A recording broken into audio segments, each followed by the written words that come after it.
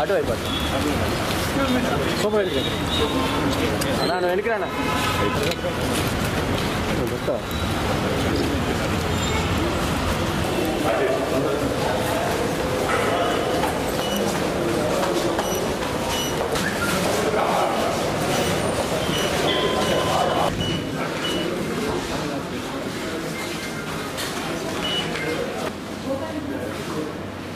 Sir కొంచెం బయట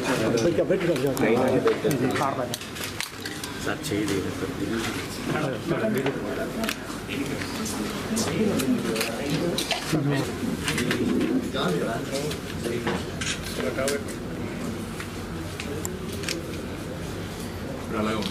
madam madam madam madam excuse madam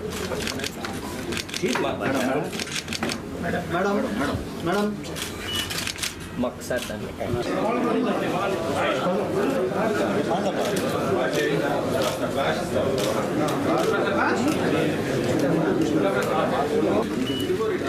copy చేద్దాం సీన్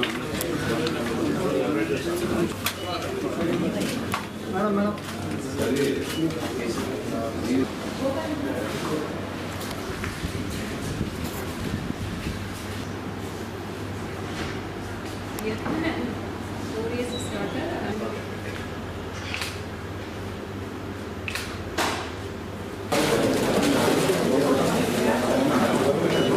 మేడం బొకే తీసుకోండి madam excuse me okay madam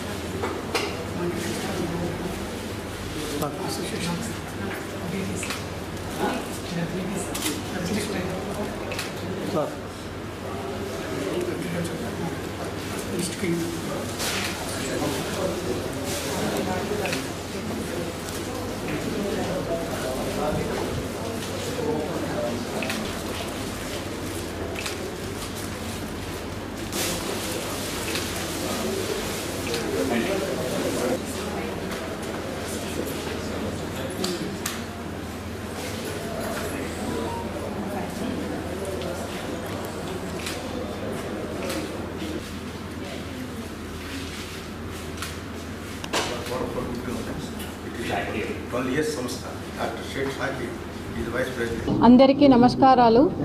ఈరోజు నేను ప్రకాశం డిస్ట్రిక్ట్ కలెక్టర్గా బాధ్యతలు తీసుకోవడం జరిగింది.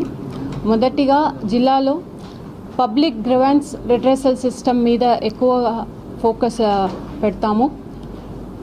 వచ్చే ప్రతి ఒక్క కంప్లైంట్స్, ప్రాబ్లమ్స్, దెన్ గ్రీవెన్స్ ఏదైనా దాన్ని సీరియస్గా తీసుకుని టైమ్లీ దెన్ క్వాలిటీ డిస్పోజల్ మీద ఫోకస్ పెడతాము. రెండోది జిల్లాలో జరుగుతున్న జిల్లా అభివృద్ధి పనులు, స్పెసిఫిక్గా Veligonda project periodic review mechanism, monitoring mechanism ద్వారా వేగవంతం చేసి పూర్తి చేయడానికి ప్రత్యేక దృష్టి పెడతామని చెప్తున్నాను.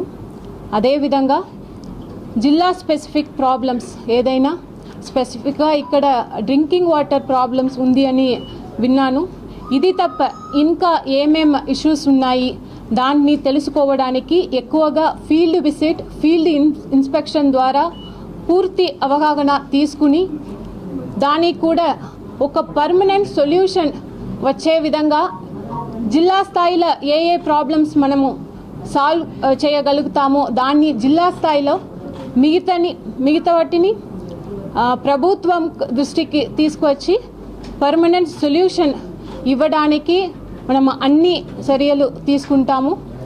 అదేవిధంగా జిల్లాలో sanitation, health, education, skill development, women empowerment మీద ఫోకస్ పెట్టి